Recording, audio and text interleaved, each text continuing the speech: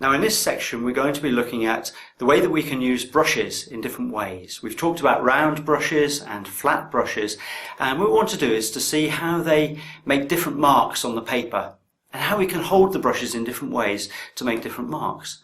What this will do is to stop our paintings being flat and boring and just wash after wash after wash. You can do much more in watercolour.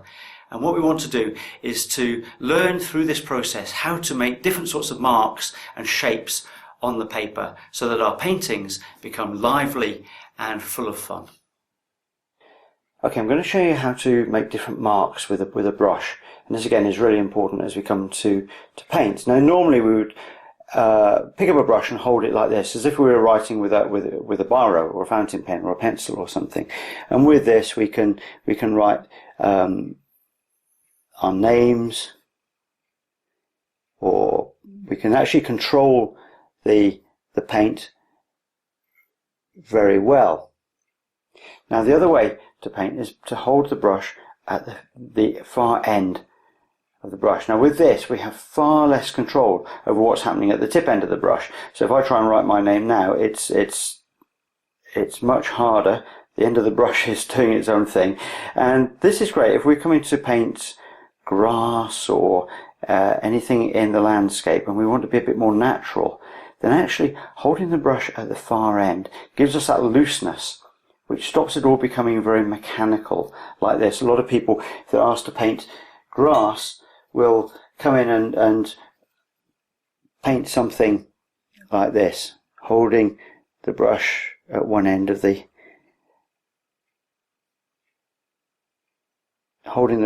end,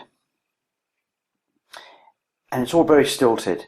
Now if you come in from the loose end of the brush, you can't do that, and so the marks become much more sort of random and much more natural looking. Now the other thing we can do with the brush is to hold it in the middle and to actually drag it across the paper. I've got some paint on there, and if I just drag it, see what happens. Do you see the paint just breaks up? It just breaks up on the surface of the paper and you get these lovely dry marks with it. Now with your round brush you can do all sorts of things. You can make these very controlled lines as we've been seeing. You can paint in a very controlled way.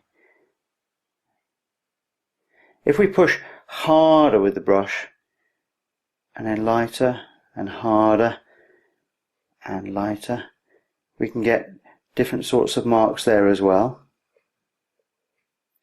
As you've seen, you can drag it, and if you like you can also spatter by just banging the brush on your finger. Get lots of wet paint on it.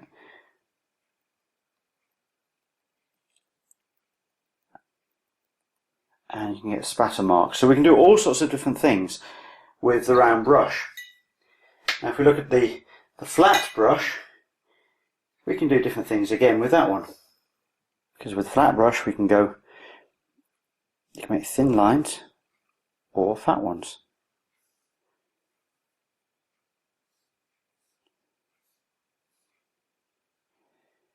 And even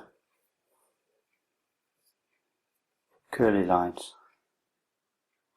Flat brushes are really good if you're needing to come into the corner of something or make nice square shapes.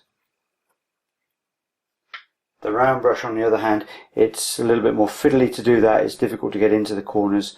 It's much easier to use a flat brush for things like this. Round shapes. Round brushes are very good for rounds.